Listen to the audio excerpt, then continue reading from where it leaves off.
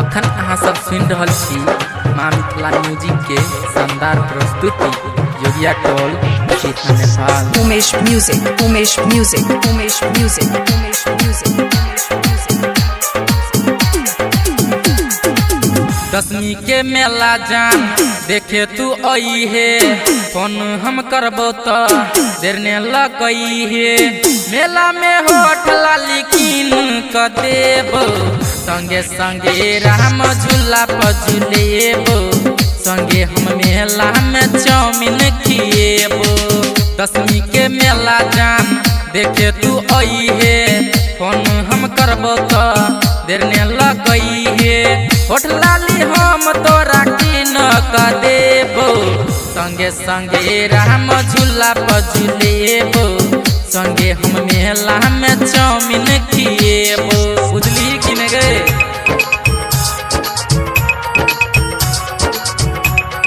नाम क्या है आपका? डीजे उमेश, सुखीपुर बाजार।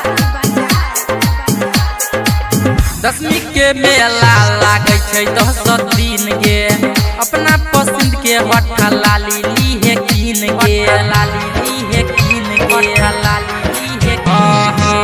दशमी के मेला लागे छै 10 दिन गे, अपना पसंद के होठा लाली लीहे कीन गे, लाली लीहे कीन गे। बोरो प्लस लेबे की फेयर लवली, मेला में चौप खेबे जानतू गजीली। चूड़ी हम तोरा अपना हाथ से पेरेबो, संगे संगे राम झूला पर झूलेबो, संगे हम मेला में चाउमीन खिएबो। अखन अहाँ सब सुनि रहल छी माँ मिथिला म्यूजिक के शानदार प्रस्तुति जोगिया toll. Umesh Music, Umesh Music, Umesh Music, Umesh Music, Umesh Music.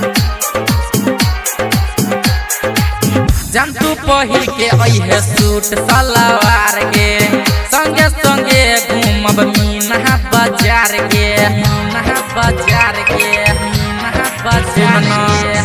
जानतू पहिर के अइहे सूट सलवार गे, संगे संगे घूमब मीना बाजार गे, मीना बाजार गे।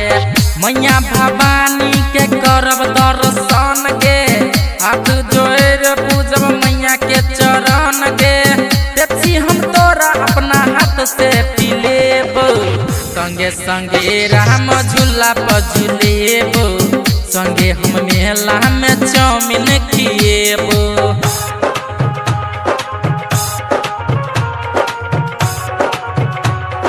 नाम क्या है आपका? डीजे उमेश, सुखीपुर बाजार। मेला में है खूबे नाच गान गे, गायक देव सुंदर सा मिलेबो तोहरा जान गे, लेबो तोहरा जान गे, लेबो तोहरा जान गे।